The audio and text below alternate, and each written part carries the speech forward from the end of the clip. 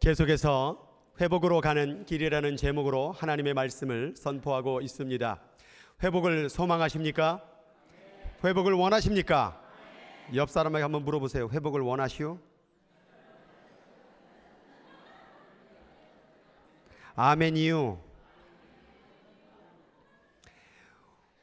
회복으로 가는 길 가운데 저는 지금까지 세 가지 원칙을 말씀을 드렸습니다. 첫 번째는 바로 내가 누구인지를 알라라는 말씀이었습니다. 내가 죄인이었고 내가 병들어가고 있고 내가 지금 사망으로 달려가고 있다는 사실을 깨닫지 못하면 회복을 원하지 않는다는 겁니다. 내가 죽는구나, 내가 날마다 병들어가는구나, 내가 정말 이 세상을 떠나야 되는 거구나, 그리하기에 내게 회복이 필요하구나. 그래서 회복의 첫 시작, 그 첫 걸음은 바로 내가 누구인지를 깨닫는 것입니다. 우리는 죄인이며 우리는 죽을 수밖에 없는 존재이며 우리는 날마다 병들어가는 존재임을 깨닫는 우리 모두가 되기를 주의 이름으로 축복합니다. 두 번째는 그러한 죽음으로 가고 있는 우리의 인생을 과연 누가 구원하느냐 이 말이에요. 누가 우리를 회복하냐 이 말이죠. 그것은 바로 하나님밖에 없다라는 사실입니다. 그래서 나를 회복하실 하나님을 믿으라라는 말씀입니다. 근데 지금 EM 그 통역기들 다 받으셨나요? 잘 들리세요? EM 할렐루야. 잘 듣고 있는 귀한 헌금을 통하여서 통역기를 잘 구입하고 쓰고 있습니다. 그래서 나를 회복시킬 하나님을 믿으라 그 말입니다. 믿으라. 누가 회복시킬 거냐 이 말이죠. 오직 하나님밖에 없는 줄 믿습니다.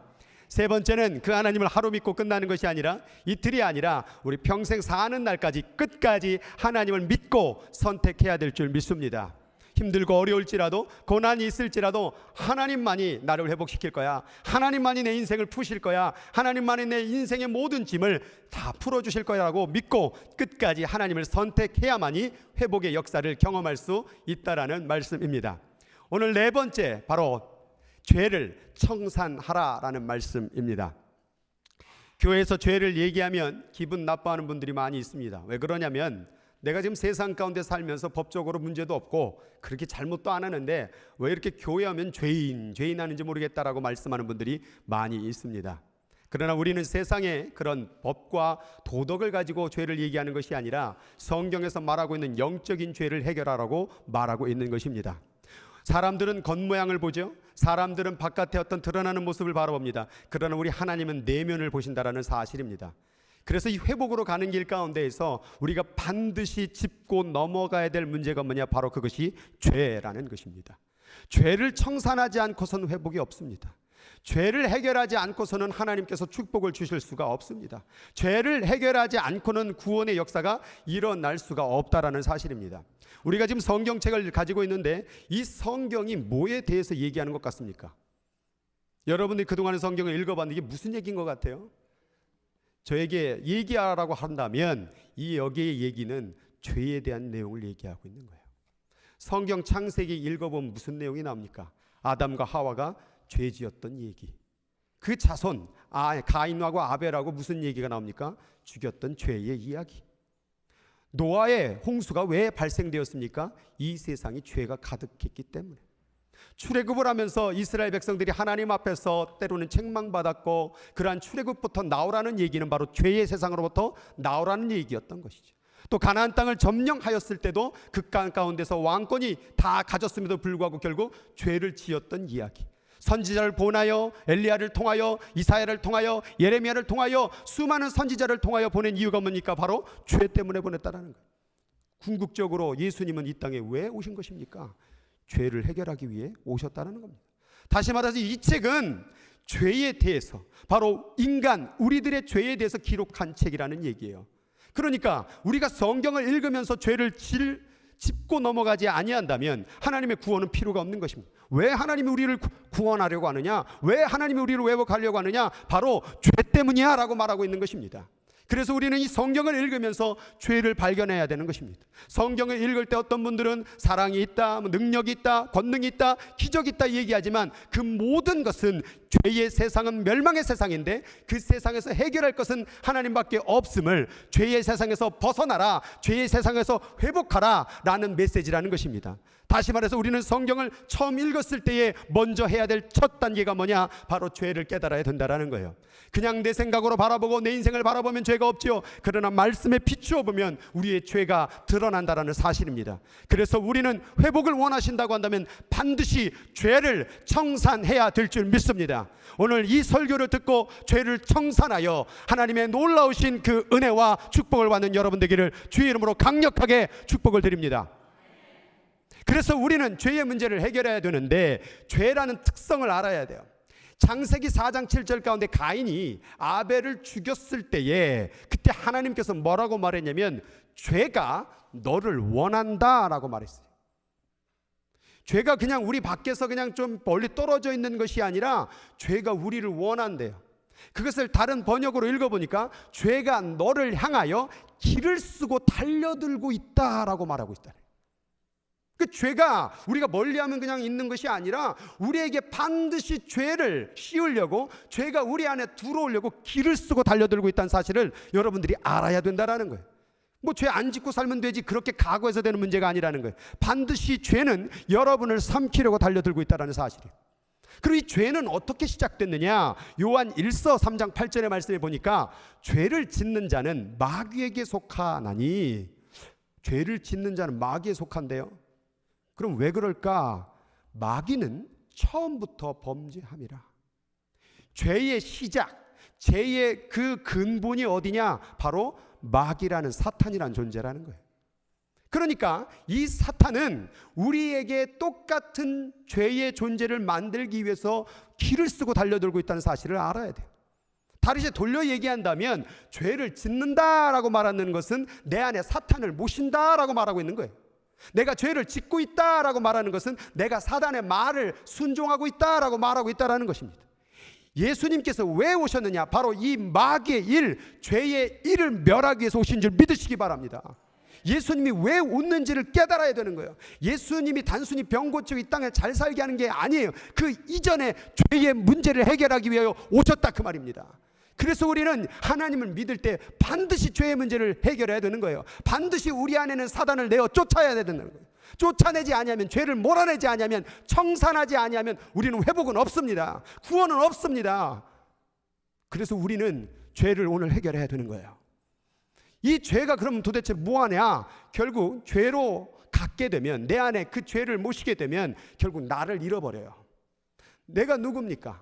아담이 무엇입니까? 아담이라는 그 히브리어의 사람이 뭐냐면 하나님을 찬양하고, 오늘도 말씀 가운데 이 백성은 나를 찬송하게 하려 함이라, 그게 바로 본 목적인데 죄를 갖게 되면 찬송을 안 한다 이 말이에요. 하나님을 안 쫓는다 이 말입니다. 그러니까 죄는 원래 우리 하나님이 계획했던 인간의 본연의 설계대로 가지 않고 제멋대로 가는 모습을 만드는 거예요. 그래서 오늘 죄 짓고 있는 나는 나가 아니에요. 당신이 누굽니까? 말하면 자꾸 뭐 제가 대통령입니다, 뭐 제가 무슨 뭐 변호사입니다, 의사입니다. 그건 당신이 아니에요. 그건 직업이지. 우리가 누구냐 이 말이에요. 우리는 하나님의 자녀인 줄 믿으시기 바랍니다. 그런데 죄를 지면 우리가 하나님의 자녀됨을 포기해버리는 거예요. 나를 잃어버리는 거예요. 내가 누군지를 모르게 되는 것이죠. 또한 이 죄는 누구를 잃어버리냐? 사람을 잃어버려요. 여러분, 죄 짓는 사람에게 사람은 가까이 하지 않습니다. 죄 짓는 사람하고 가까이 있으면 사람 관계가 다 깨져버립니다. 여러분, 죄를 마음속에 품어보십시오. 어떤 사람이 여러분과 관계를 하기를 기뻐하겠습니까? 죄를 짓게 되면 사람은 자꾸 갈라지는 거예요. 사기꾼들도 서로 서초 뭐 감옥에서 서로 이렇게 동의하다가요, 나중에 돈 이슈되면 서로가 그냥 죽이고 그럽니다. 그러니까 죄는 관계를 다 깨트려 버리죠. 뿐만 아니라 이 죄는 하나님과 나 사이도 다 깨트려 버리는 거예요. 결국 이 죄는 나도 잃어버리고 사람도 잃어버리고 하나님까지도 잃어버리게 하는 만드는 이런 목적을 가지고 있다라는 거예요. 그러니까 우리가 죄를 지을 때마다 사람이니까 죄 질 수 있지 뭐, 그 얘기는 뭐냐면 사람이니까 하나님을 잃어버릴 수도 있지 뭘, 사람이니까 사람을 잃어버릴 수도 있지 뭘, 사람이니까 자기 존재를 잃어버릴 수도 있지, 이런 얘기를 하고 있는 거예요. 그럼 말도 안 되는, 성경에 없는 얘기, 사람이니까 죄를 지을 수밖에 없지라는 그 말이 성경에 어디 있느냐 이 말이에요. 성경은 죄를 싸우되 피 흘리기까지 싸우라고 그랬지, 사람이니까 죄를 지을 수 있지, 이것은 말씀이 아니라 바로 사단의 생각이라는 거예요. 왜? 그렇게 타협해서 우리를 죄짓게 만들려고, 죄가 별것 아닌 것처럼 여기게 만들려는 사단의 계략인지를 왜 깨닫지 못하냐 이 말이에요. 여러분, 하나님은 여러분을 죄짓게 만들지 않으셨습니다. 하나님은 여러분을 거룩하게 부르신 줄 믿으시기 바랍니다. 사단만이 우리를 유혹하고 그것이 별거 아닌 것처럼 남들도 다 하는데 뭘 괜찮아? 이런 식으로 유혹하고 있다는 사실을 깨달아야 되는 거예요.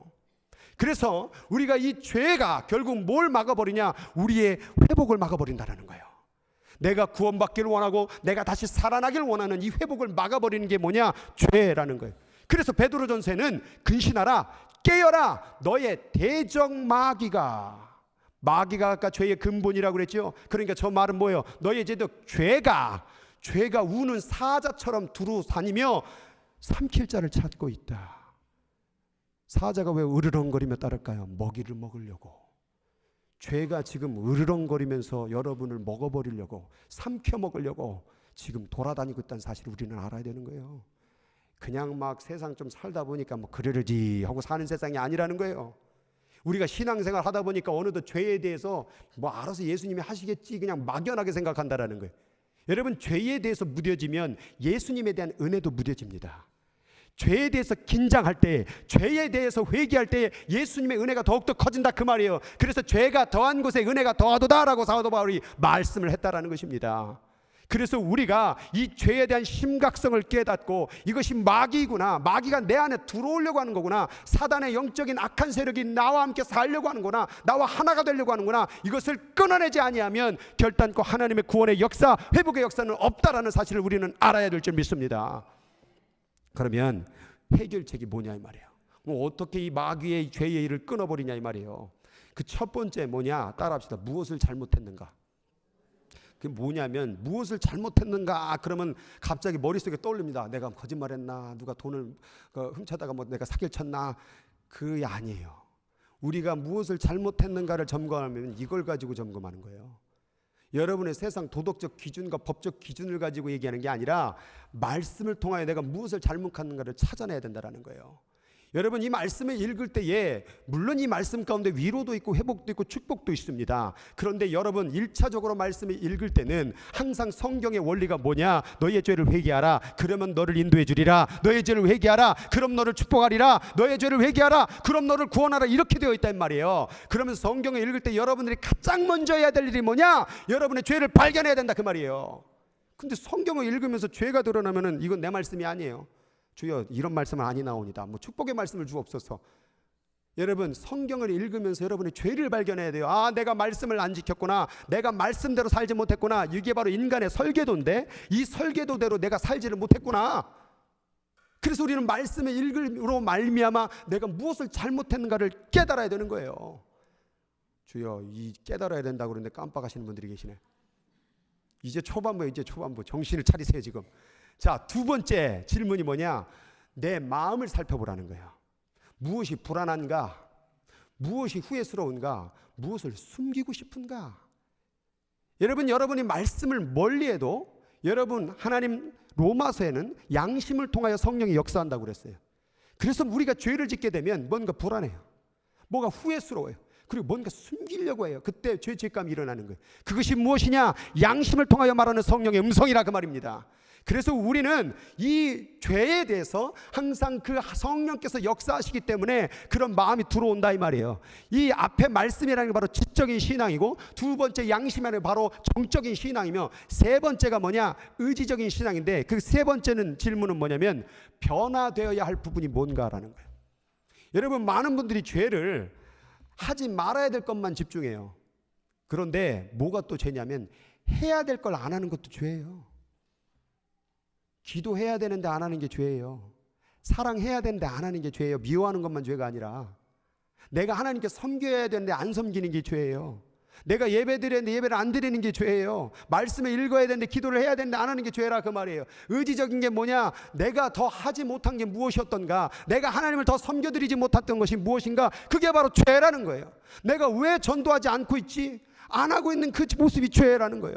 해야 되는데 안 하는 것, 내가 어떤 부분을 변화시켜야 될까? 이 세 가지의 질문을 통하여 나를 점검해 보라는 거예요. 아, 내가 죄 짓고 있었네. 하나님의 말씀에 비춰보고, 하나님의 성령의 양심에 비춰보고, 그리고 또 그 말씀에 비춰 내가 해야 될 일을 바라보니 내가 죄인인 거예요. 요게 깨달아져야 예수를 붙잡죠. 이게 알아져야 예수를 부를 이유가 생기는 거잖아요. 이것은 바로 여러분들에게 예수를 찾아야 될 목적을 가르쳐주고 있다는 것입니다. 그런데 이 세 가지를 찾아갈 때에 여러분들이 반드시 이 방식으로 찾아야 되는데, 첫 번째, 모호하면 안 돼요. 아우 그냥 죄를 지으니까 그냥 죄를 용서해 줘, 이렇게 안 된다라는 거예요. 하나하나 조목조목 여러분들이 무엇을 잘못했는지를 찾아야 된다 그 말이에요. 성경에 죄를 다 그냥 하나로 싸잡아서 얘기 안 했어요. 분명하게 적어놨다 이 말입니다. 율법에 613가지로 적어놨고, 신약에는 로마서 1장 후반부에 거기에 죄의 21가지 죄악이 나와 있고, 뭘 하지 말라고 조목조목 말한 이유가 뭘까요? 모호하게 하지 말라는 거예요. 분명하게 너의 죄가 무엇인지를 찾아내라 그 말이에요. 그리고 통합하지 마세요. 아유 그냥 내 싸그리 모든 죄를 용서 안 돼요. 여러분의 죄를 대충 그냥 무슨 보태기 장사 마냥 하나로 다 싸그리 해가지고 주여 여기 있습니다, 안 됩니다. 하나하나 조목조목 내가 누군가에게 했던 상처의 말, 누군가를 괴롭혔던 말, 누군가를 비방했던 말, 내가 정말 하나님 기도하지 못했던 삶, 말씀을 가까이 하지 못했던 삶, 전도하지 못했던 삶, 주여 그냥 나는 죄인이다 다 용서해, 안 된다 그 말이에요. 통합하지 말고 분명하게 얘기하라 그 말이에요. 그리고 정기적으로 하세요. 지난주에 회개했어요? 안 돼요. 정기적으로 날마다 여러분을 점검해야 되는 겁니다. 날마다 여러분들이 점검할 때 죄가 자꾸 드러나거든요. 그때 뭐냐? 나는 날마다 예수를 붙잡게 되는 거예요. 다시 말해서 날마다 죄를 점검함으로 말미암아 내가 날마다 예수를 의지하게 되니 여러분 얼마나 감사한 일입니까? 그래서 여러분들은 오늘 말씀 가운데 예레미야 애가 3장 40절 같이 읽게 시작. 우리가 스스로 우리의 행위를 조사하고 여호와께로 다 조사해야 돼요. 여러분을 조사해봐야 돼요. 그냥 뭉뚱거리로 그냥 대충 신앙을 하지 말고 내가 무엇을 잘못했는지, 내가 어떤 말을 잘못했는지, 내가 어떠한 삶으로 지금 살고 있는지, 여러분의 시간을 어떻게 쓰고 있는지를 다 조사하시기 바랍니다. 대답을 좀 갑자기 안 하시는데? 조사하시기 바랍니다. 조사해야 돼요. 탐정이 죄인을 조사하듯이, 형사가 조사하듯이 나를 조사하세요. 다른 사람 조사하지 마시고 항상 말씀은 누구에게 적용하라? 말씀을 다른 사람에게 적용하니 나는 죄인이 안 되는 거예요. 저요 저 사람을 조사하여 주옵소서. 안 돼요. 나를 조사하세요. 나를. 두 번째는 이제 죄가 조사돼서 밝혀졌어요. 그럼 이제 뭐냐? 인정하라는 거예요. 이까짓 게 뭘 죄입니까? 안 돼요. 죄는 조그만 죄도 다 같은, 미워하는 거가 뭐가 같다고요? 살인한 거가 같은 거예요. 그러니까 죄는 경중이 없어요. 무게가 없어요. 가짓수가 중요하지 않아요. 그래서 이 죄에 대해서 우리는 인정해야 되는데, 첫 번째 따라하겠습니다. 죄의 주인공은 누구다? 나예요. 근데 자꾸 죄가 밝혀지면은 저 사람 때문에 그래요, 이 이웃 때문에 그래요, 이 교회 때문에 그래요, 이 지역 때문에 그래요, 이렇게 말한다라는.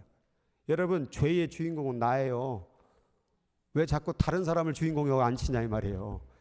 내가 죄의 주인공입니다. 내가 죄 지은 사람이에요. 다른 사람 얘기하지 마세요. 그래서 말씀 가운데 내가 주인공을 깨달아야 되는 거예요. 그리고 죄는 절대로 축소하거나 타협하지 마세요. 합리화를 하지 마세요. 다른 사람이 다 저질러도 하나님 말씀에 아닌 거면 죄예요. 세상 모든 70억이 넘는 사람이 죄를 저질러도 나는 말씀으로 살아야 되는 거예요. 그래서 1%의 잘못이 있다고 할지라도 하나님은 책임을 물으신다니까요. 그래서 이 죄를 인정해야 되는데 그냥 인정합니다 그게 아니라, 오늘 말씀에 보니까 여호와는 마음이 상한 자를 가까이 하시고 중심으로 통회하는 자를 구원하시는도다. 진실로 인정하라는 거예요. 진실로 내가 죄진 사람이구나. 단 하나님은 한 가지 때 죄도 용납하지 않으시구나. 하나님은 죄를 싫어하시구나. 왜? 죄가 막이니까. 하나님은 영적인 사단을 싫어하셔요. 하나님은 사단을 사랑하지 않으셔요. 근데 우리가 사단을 사랑하고 있으니, 죄를 사랑하고 있으니 이게 문제라는 거죠. 우리는 하나님을 사랑해야 되는 거예요. 그러니까 우리 죄를 고백하세요. 내가 사단을 쫓았나이다, 사단의 계명을 지켰나이다 고백해야 된다는 거예요. 인정했으면 이제 뭐합니까? 용서해 주옵소서라는 거예요. 근데 용서를 구할 때 첫 번째는 뭐냐? 강요하지 마세요. 간혹 용서를 구하는데 참 그 사람 이 정도 사과했으면 용서해야 되는 거 아니야? 이렇게 하나님께 하면 안 된다라는 거예요. 하나님께 용서를 구할 때는 간절하게, 여러분 용서의 권한은 누구에게 있는 거예요? 바로 용서를 구하는 그 상대방에 있는 거예요. 그럼 그 사람이 용서할 때까지는 나는 간절해야 되는데 내가 이 정도 기도했으면 용서해 줘야 되는 거 아니에요? 이렇게 하면 안 된다라는 거예요. 하나님이 용서하실 때까지 간절하게 용서를 구해야 되는 것입니다. 두 번째는 약속하지 마세요. 어차피 지키지도 못하려면 약속 자꾸 해가지고 왜 또 죄를 또 저지릅니까? 하나님 용서해 주시면 다시는 안 그러겠습니다. 그러면서 또 할 거면서. 약속하지 마세요. 그래서 약속 안 지켜서 또 다른 죄가 만들어지고 있는 거예요. 그냥 죄에 대해서만 말하세요. 용서해 달라고. 세 번째는 흥정하지 마세요. 용서해 주시면 제가 더 봉사하겠습니다. 이만큼 헌금을 드리겠습니다. 더 섬기겠습니다. 이게 맞는 말 같죠? 이 얘기는 뭐냐면 내가 봉사하고 헌금하면 하나님이 용서해 주시겠구나. 이게 우리 카톨릭을 개혁했던 이유잖아요. 마틴 루터가 왜 종교개혁을 했습니까? 돈 헌금 내면 네 죄를 사하노라. 그래서 헌금 소리가 땡그랑 떨어지는 그 소리가 들려질 때에 연옥에 있던 자가 천국으로 간다. 그게 면죄부판 이유 아니에요? 지금 저게 3번이 바로 흥정하는 게 면죄부파는 거예요. 하나님은 여러분들이 봉사하고 헌금해서 용서해 주는 것이 아니라 오늘 이 말씀처럼 만일 우리가 우리의 죄를 자백하면 그냥 너의 죄를 졌습니다라고 말하지 뭘 이걸 용서해 주면 이렇게 하겠습니까? 그런 얘기 하지 말라는 거예요. 그냥 내가 죄 지은 인간입니다. 그러면 그는 미쁘시고 의로우사 우리의 죄를 사하시며 우리의 모든 불의에서 깨끗하게 하실 것이다. 하나님하고 우리가 무슨 딜할 무슨 뭐 그런 자격이 있는 줄 아세요? 우리에겐 그런 자격이 없습니다. 여러분들이 뭘 한들 하나님이 용서해 하시고자 하면 용서하는 거지만 여러분들이 아무리 열심히 일해도 하나님이 용서하지 않겠다면 안 되는 거예요. 그러니까 거기다 대고 강요하거나 뭐 이렇게 딜링을 하거나 막 이러지 말라는 얘기예요. 그런 자세가 에스라 10장 1절에 보니까 에스라가 하나님의 성전 앞에 엎드려 울며 기도하며 죄를 자복할 때에 엎드려 울며 기도하며. 여러분 죄를 자복하는 사람들이 그냥 말만 말하면 되는 줄 알아요. 여러분 반드시 죄를 자복할 때는 그 애통함이 일어나는 거예요. 왜냐하면 내가 하지 말아야 될 일을 했기 때문에. 이 애통함에 대해서는 뒤에서 다시 한 번 더 말씀을 드리도록 하겠습니다. 이제 하나님 앞에 죄를 첫 번째가 뭐였어요? 점검했죠. 그 다음에 죄를 인정했죠. 그 다음에 용서를 구했죠. 이제 가장 중요한 거예요. 이게 지금까지 뭐 하는 거냐? 우리를 비우는 거예요. 그리고 이제 가장 중요한 건 이제 내 마음에 예수를 둬야 되는 거예요. 그런데 오늘 말씀에 보니까 마태복음 26장 27, 28절에 보니까 자, 잔을 들어서 이것을 뭐라고 말해요? 마셔라 라고 말해요. 그러면 이것을 마시면 어떻게 된대요? 죄사함을 얻게 된대요. 그리고 이것이 뭐냐? 사람들을 위하여 흘리는 바 곧 나의 언약의 피다라고 말해요. 마신다라는 건 어떤 의미일까요? 여러분들이 음식을 먹는다라는 것은 여러분 안에 그것을 받아들이는 걸 얘기하는 거예요. 그리고 그 음식은 어떻게 됩니까? 여러분과 하나 되는 삶을 사는 거예요. 그래서 여러분에게 지쳤던 뭐 단백질이니 뭐 그런 것들이 여러분들을 힘내게 하잖아요. 여러분이 그렇게 음식과 하나가 되듯이 예수의 피를 마신다라는 것은 예수와 함께 살아가는 모습을 얘기하고 있는 거예요. 그래서 오늘 이 성찬식을 할 텐데 이걸 왜 하는 거냐면 예수의 피가 내 안에 흐르기를 원하는 거예요. 예수가 나와 함께 살기를 원하는 의식이라는 거예요. 그런데 이 세상 가운데는 두 가지의 피가 있는데 첫 번째 피는 뭐냐면 나의 피예요. 근데 내 피는 뭐냐? 내 피는 사망의 피라고 말하는 거예요. 여러분의 피는 아무리 흘러봐야 죽어요. 아무리 노력해봐야 제한적이에요. 여러분의 피는 아무리 돌아봐야 죄밖에 안 져요. 그런데 예수님의 피가 내 안에 흐르게 되면 그것은 영생이요, 그것은 죄와 싸워 이기게 하는 힘이요, 능력이라 그 말이에요. 회복의 피라 이 말이에요. 그러니까 우리가 내 피를 흐르게 하지 말고 예수의 피가 흐르는 삶을 살아야 된다 그 말이에요. 나의 피는 늘 음식물을 원하고 나의 피는 늘 쾌락을 원하고 나의 피는 세상의 명예와 권력을 원하지만 예수의 피는 영생을 원한다 그 말이에요. 생명을 원한다 이 말이에요. 천국을 원한다 그 말이에요. 그러니 주여 내가 이 잔을 마실 테니 예수의 피가 온몸에 흐르게 하여 주옵소서. 그런데 피가 흐를 때에 안 흐르는 부분이 있으면 어떻게 돼요? 그게 부분이 썩어버린다 이 말이에요. 피의 성질은 다 돌아대요. 머리부터 발끝까지 구석구석마다 예수의 피가 흘러야 될 때 그때 생명이 될 줄 믿습니다. 그러니까 우리들이 예수의 피가 머리부터 발끝까지 내 손 하나하나까지 심지어 내 혓바닥까지 예수의 피가 흘러 예수의 말을 하고 구원의 말을 하고 회복의 말을 하고 사랑의 말을 해야 된다라는 거예요. 근데 자꾸 음식을 먹고 사니까 무슨 피가 흘러 살아요? 세상의 피, 나의 피가 흐르니까 자꾸 입만 열었다면 죄, 손만 올렸다면 죄, 발만 들었다면 죄악에게로 달려간다라는 거예요. 그러니까 예수님을 내 안에 둔다라는 것은 나의 피를 내놔야 돼요. 여러분, 여기 꽉 이 몸에, 이 컵에 물이 꽉 차 있으면 다른 게 들어가요? 안 들어가요? 안 들어가요. 이거를 비워 놓아야 여기에 채울 수 있는 것이지요. 그럼 내 사망의 피를 어떻게 해야 돼요? 내놔야 예수의 피가 채워지지 않겠습니까? 그래서 여러분의 생명을 하나님 앞에 드릴 때에 하나님의 영원한 생명이 여러분 안에 거하는 거예요. 내 생명은 제한적이에요. 내 생명은 길어봐야 70년, 80년, 100년이에요. 근데 예수의 피는 영원하다는 그 말이에요. 생명을 드린다는 건 지금 당장 죽으란 말이 아니라 여러분의 시간을 내놓는 걸 얘기하는 거예요. 지금 예배를 드린다는 건 내 생명을 지금 내놓고 있는 거예요. 지금 이 생명 같은 시간이 지금 우리가 하나님께 드리고 있는 거예요. 내 인생을 드리는 거예요. 그러니까 살아가는 날 동안에 늘 무슨 중심으로? 예수 중심으로. 내가 예수님이라면 어떻게 되었을까? 예수님이라면 어떻게 했을까? 항상 말을 할 때마다, 살아갈 때마다 그렇게 살아갈 때 예수가 내 안에 흐르게 되는 거예요. 그러니 죄에게로 가겠습니까? 죄와 싸우게 되겠죠. 그러니까 가장 중요한 게 아무리 울고 회개한다고 할지라도 예수의 피가 흐르지 아니하면 그 죄에 대한 회개는 얼마 가지 못하더라. 그러나 예수의 피가 흐르게 되는 회개가 될 때 이것이 진정한 회개가 된다라는 그 말입니다. 그래서 요한 1서 1장 6절에서 11절 말씀에 보니까, 저희 보니까 물과 피로 임하신 이신이 그게 누구래요? 예수 그리스도래요. 이 말은 뭐냐면 예수님이 세례를 받으실 때에 하늘에서 뭐가 임하냐면 성령이 임합니다. 그래서 이 성령이 뭐라고 말하냐면 이는 내 사랑하는 자요 내 기뻐하는 자라. 그 말은 너희들의 죄를 해결할 자다라고 말하고 있는 거예요. 물이 임할 때에, 세례를 받을 때에. 그리고 십자가에 돌아가셨을 때에 거기 하늘이 어두워지고 땅이 진동하며 거기 있는 사람들이 이는 진실로 뭐라고 말해요? 하나님의 아들이었다, 우리 죄를 대속한 자라라고 말하듯이 물과 피를 통하여 이 예수 그리스도가 이 땅에 오셨다 이 말이죠. 그러면 그 오신 이유가 뭐겠습니까? 물은 뭐예요? 씻는 거죠. 죄를 씻기 위함이죠. 피는 뭡니까? 내가 죽어야 될 생명의 피를 예수가 대신 죽음으로 말미암아 나를 대속하는 거죠. 그러니까 물과 피가 무슨 의미예요? 다 대속의 의미가 있는 거예요. 그런데 저기 보니까 물과 피와 성령이 뭐예요? 이 셋이 합하여 하나다 그 말이죠. 그러니까 예수의 물과 피의 역사의 사역이나 성령의 역사의 사역이 다 뭐하기 위함이다? 우리의 죄를 다 해결하기 위한 사역이라는 걸 얘기하고 있는 거예요. 그러면 지금 우리가 성령을 받고 뭐 은사를 누리고 막 병을 고치고 이 모든 것도 중요하지만 그 이상 본질적인 게 뭐냐? 우리의 죄 씻음이라는 거예요. 성령은 예수의 피가 우리 안에 계속 머물도록 돕는 사역을 하고 있는 거예요. 성령은 그 예수의 보혈을 통하여서 우리 안에 중생의 죄 씻음의 역사를 만들어가는 분이라 그 말이에요.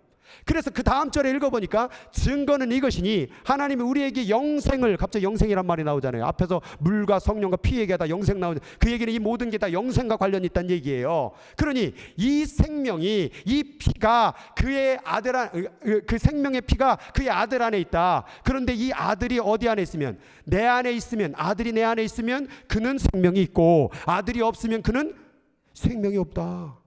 다시 말해서 예수의 피가 내 안에 있으면 나는 생명이 있고 예수의 피가 아닌 내 피가 흐르면, 인간의 피가 흐르면 나는 생명이 없는 존재인 거예요. 아니 난 살아있는데요? 얼마 안 가서 죽을 거예요. 얼마 못 살아요. 그럼 우리가 지금 예수를 안에 모셔야 되는 거예요. 회개가 그동안에 왜 우리가 맨날 했던 얘기 또 하고 또 하고 또 하냐? 바로 이 예수의 피를 흐르지 못하게 했기 때문에 자꾸 반복적인 후회만 되는 거예요. 그렇게 예수를 내 안에 모시게 되면 첫 번째 즉시, 그 즉시, 두 번째 값 없이, 세 번째 완전히 죄가 씻겨진다. 그동안에 내가 막 울고 짜고 하면 이게 안 되잖아요. 근데 예수를 내 안에 모시면 즉시, 값 없이, 완전히. 그래서 성경 말씀에 내가 그들의 불의를 긍휼히 여기고 그들의 죄를 다시 기억하지 아니하리라. 이게 바로 예수 피의 공로예요. 또 나, 곧 나는 누구를 위하여? 그 나가 누구예요? 하나님 자신을 위하여 내 허물을 도말하는 자니 내 죄를 기억하지 아니하라. 왜? 예수의 피가 내 안에 있기 때문에. 그러니 얼마나 감사한 언약을 받을 수 있느냐. 그래서 이것을 언약의 피, 약속의 피라는, 이 약속이 누구에게 이루어지느냐? 바로 아들이 마음 가운데 있는 자에게, 아들이 내 안에 있는 자에게, 내 온 몸에 예수의 피가 흐르는 자에게 이 약속을 주신다, 그 말입니다. 그러니 우리가 예수를 붙들어야 완전한 회개가 되지 않겠느냐, 그 말이죠. 그런데 문제는 뭐냐면 예수를 믿고 죄를 또 저질러네. 예수 믿고 죄 저질렀어요, 안 저질렀어요? 대답이 이렇게 나오는 건 무진장 죄를 저지른 거예요, 지금. 근데 성경에 보니까, 저기 보니까 두 가지 죄가 나오는데, 사망에 이르지 아니하는 죄와 사망에 이르는 죄가 있대요.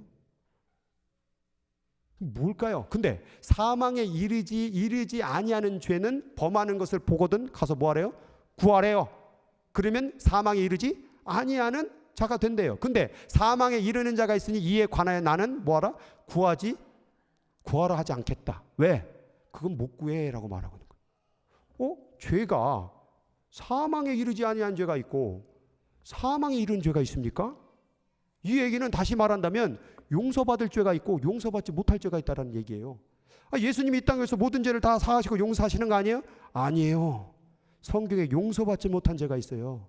그 용서받지 못한 죄를 마가복음에 뭐라고 얘기했느냐? 누구든지 성령을 회방하는 자는 사하심을 영원히 얻지 못하고 영원한 죄에 처하느니라. 도대체 이게 무슨 죄일까요? 아까 물과 피와 성령은 하나니라. 그럼 그들이 하는 사역이 뭐예요? 바로 죄 씻음, 예수의 사역이죠. 다시 말해서 성령을 회방한다는 건 뭐냐면 예수가 이 땅에 죄를 씻기 위해서 왔는데 그 예수를 받아들이지 못하는 일, 그것이 바로 성령을 회방하는 죄. 다시 말한다면 예수를 믿지 아니하면 용서받을 수 없다, 그 말이에요. 예수를 안 믿으면 하나님 용서 안 해요. 예수의 보혈이 없으면 용서함이 없어요. 예수 믿지 않는 죄는 사함이 없습니다. 그래서 우리는 예수를 믿어야 돼요. 예수가 내 안에 있어야 돼요. 예수의 보혈이 우리 몸에 구석구석 흘러야 된다는 사실입니다. 그래서 회개라는 게 뭐냐면 나의 죄를 예수에게 짊어지게 하는 거예요. 왜? 내가 못하니까. 예수님 나의 죄를 짊어주세요. 나의 사망의 피를 다 내어놓으니 이 사망의 피를 예수가 짊어지고 대신 죽으시는 걸 얘기하는 거예요. 그래서 수고하고 무거운 짐진 자는 이 땅을 살아가면 여러분 뭐 돈 버냐 괴롭고 뭐 병 걸려서 힘들고 그 짐을 얘기하는 게 아니에요. 사실은 본질적인 그 의미는 뭐냐면 바로 여러분이 지은 죄의 무게를 얘기하고 있는 거예요. 이 죄, 수고하고 무거운 이 죄를 너희들이 어떡할래? 내게로 와. 내가 너를 해결해 줄게. 내가 너의 죄의 짐을 가볍게 해줄게. 그 얘기하고 있었던 거예요. 그러니 우리의 죄를 가지고 내오라는 거예요. 예수 앞에 내놓으란 말이에요. 예수를 붙잡으라, 그 말이에요. 나는 이 무거운 짐을 해결할 수 없으니 당신께서 해결해 주세요. 내가 붙잡을 수 있는 것은 예수 그리스도밖에 없나이다. 그럴 때에 그 공로로 말미암아 우리의 죄가 사해지는 거예요. 근데 이 예수를 안 붙잡는다. 그럼 거기는 용서함이 없죠. 예수를 붙잡아야 용서함을 받는 것이죠. 근데 어느덧 살다 보니까 예수가 없어졌어요. 예수님 어디 갔어요? 자꾸 내 방법으로 살려고 그러죠. 내 뜻대로 살려고 그러죠. 그래서 성경 말씀에 히브리서 10장 말씀에 보면 무서운 말씀이 나오는데 우리가 진리를 아는 지식을 받은 후, 쉽게 말하면 예수를 진리로 받아들이는 그 지식을 받은 후에, 예수 믿은 후에 짐짓죄를 범한 즉, 저 짐짓이라는 영어 단어는 deliberately, 일부러 죄를 짓는 사람은 거기 보면 어떤 일을 벌이고 있느냐? 거기 보니까 세 가지가 나오는데 첫 번째, 하나님의 아들을 뭐하고? 짓밟고. 예수 믿고 죄를 짓는 것이 뭐냐? 여기 예수를 놓고 목을 밟는 거예요. 그게 바로 죄 짓는 거다. 내 죄 짓는 게 그냥 잘못했지가 아니라 예수를 짓밟고 있는 거예요. 그게. 두 번째, 죄가 뭐냐? 이 거룩하게 하려고 예수께서 십자가에 흘렸던 그 피를 무시하는 거예요. 오늘 이 상을 다 엎어버리는 걸 얘기하는 거예요. 세 번째, 예수가 뭐냐? 성령, 이 은혜의 성령을 욕되게 하는 것, 회방하게 하는 것, 이게 바로 죄다. 죄가 무서운 거였어요. 그럼 지금 사단이 우리 지금 거짓말 조금 시키고 뭐 좀 남 미워하고 뭐 험담하고 이거 하려고 지금 그렇게 우는 사자처럼 어르렁거리면서 우리를 삼키려고 따라다니는 거예요? 아니에요. 사단이 지금 본질적으로 하길 원하는 죄의 목적이 뭐냐? 예수 그리스도를 짓밟고 예수 그리스도의 언약의 상을 다 뒤엎고 성령의 사역을 완전히 욕을 해버리는 이 사역을 만들기 위해서 우리를 죄짓게 하고 있다는 사실이에요. 그런데 죄가 우습습니까? 예수의 목을 밟고 예수의 피의 상을 업고 성령의 사역을 회방하는 이 죄는 용서함을 받지 못하리라 말하고 있는데도 불구하고 어느덧 우리 인생 가운데 죄가 씌워지는 거예요. 여러분, 거짓말하고 남 회방하고 험담하고 뭐 욕하고 뭐 이런 죄의 본질이 뭐예요? 결국 내 안에 예수의 피를 흐르지 않으니 그 죄가 나온 거예요. 그러면 이 모습을 볼 때마다 뭘 생각해야 되냐? 주여, 내가 거짓말을 했나이다. 주여, 내가 뭐 남을 험담했나이다. 지금 이 문제가 아니에요. 주여, 내 안에 예수가 없나이다. 내 안에 예수가 없나이다. 이게 바로 죄라는 거, 죄. 이제 어떡할 거냐 이 말이에요. 지금 뭐 거짓말 몇 번 하고 얘기를 하는 것이 아니라 내 안에 예수 없이 살아가는 이 모습 어찌할 거냐 이 말이에요. 내 안에 예수가 없어요. 아침에 눈을 떴는데 늘 세상 돈 버는 생각만 하고 늘 세상 누구 아프고 상처받고 이 생각만 하고 예수 없는 이 인생 어떡할 거냐 이 말이에요. 예수가 없는 거, 이 죄, 예수 없는 이 죄, 이것에 대한 받을 형벌은 얼마나 무거울까 너희는 생각해봐라. 생각 한번 해봐라. 너 안에 예수가 있냐 지금? 우리 안에 예수가 있는가? 예수의 보혈이 있는가? 그 피가 내 마음속에 큰 증거가 되고 있습니까? 신앙생활 하다 보니까 죄가 어느덧 쉬워지는 이 내 모습, 이게 왜 이럴까? 죄를 지어도 눈물이 안 흐르고 죄를 지어도 아무런 감정이 없고 다른 사람도 다 하는데 뭘? 여러분, 예수가 없으니까 어느덧 예배 자리가 소홀해지죠. 여러분, 예배를 드리는 것이, 드리지 않는 것이 죄입니까? 아닙니까? 죄잖아요. 그런데 뭐라고 말합니까? 아유, 바쁜 세상 속에 뭐 예배 꼭 다 드려야 돼. 여러분, 예배를 안 드리는 거, 나오고 안 나오는 거, 이건 죄의 문제가 아니라 중요한 건 왜 안 나왔냐 이거죠. 왜? 그 본질이 만약, 그 본질이 만약 예수가 없어서 교회를 안 나온 거라고 한다면, 예수가 없어서 말씀을 안 읽는 거라고 한다면, 예수가 없어서 기도를 안 하는 거라고 한다면, 예수가 없어서 전도를 안 하는 거라고 한다면, 예수가 없어서 섬기지 아니하는 거라고 한다면, 예수가 없어서 헌금을 안 드린다고 한다면, 그것은 헌금 안 드리고 예배 안 드리고 기도 안 해서 죄가 아니라 예수가 없는 죄라 그 말이에요. 예수가 없는 게 우리가 통탄하며 눈물을 흘리며 회개할 죄라 그 말입니다.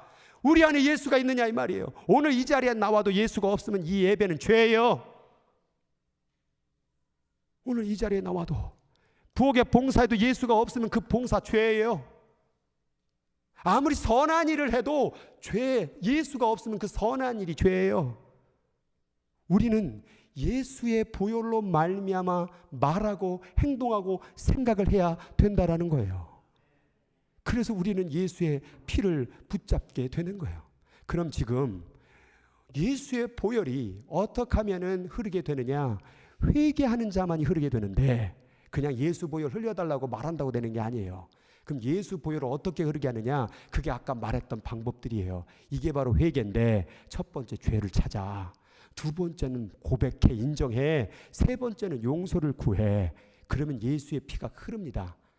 그리고 이제 마지막 단계, 바꿔가는 인생을 살게 되는 거예요. 이게 바로 회복의 인생이라는 것이죠. 그럼 우리가 해야 될 건 없어요. 내가 나를 고친다? 불가능해요.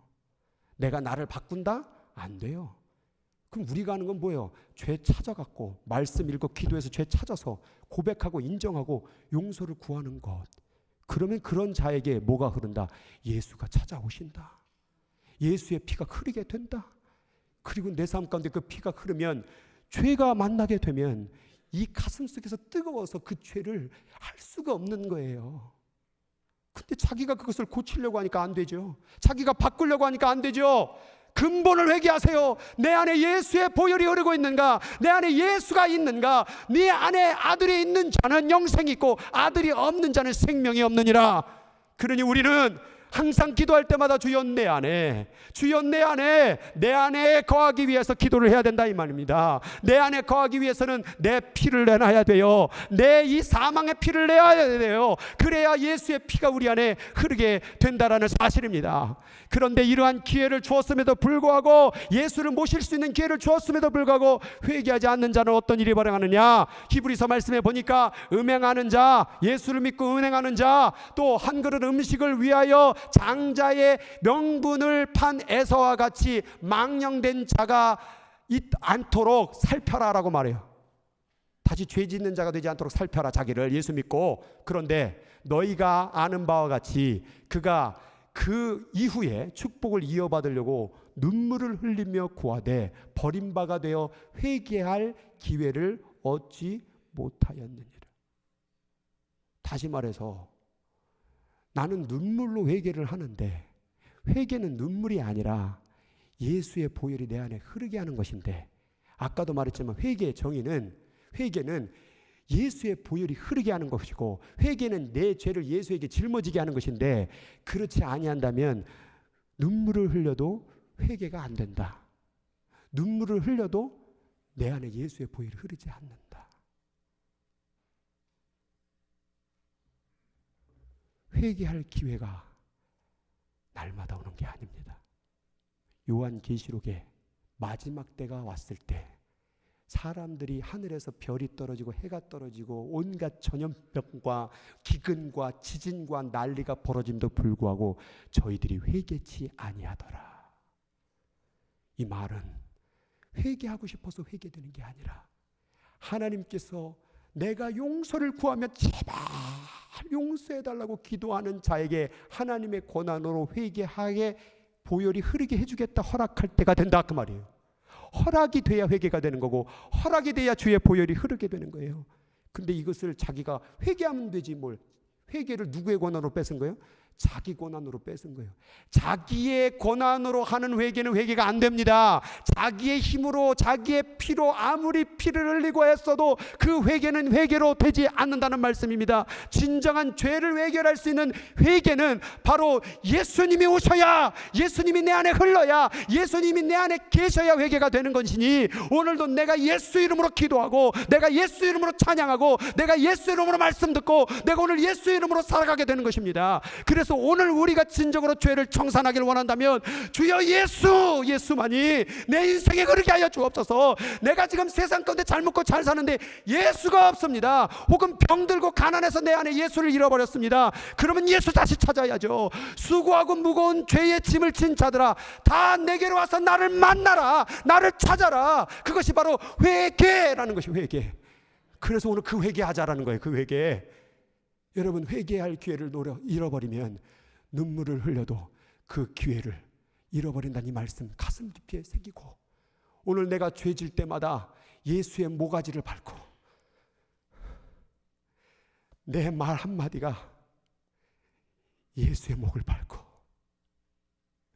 내 생각이, 음탕한 생각이 예수의 목을 짓밟고, 이 성찬의 언약의 피를 뒤집어 엎고 성령의 하는 사역을 다 회방하는 일이라고 한다면 이 죄가 얼마나 무겁냐 이 말이에요.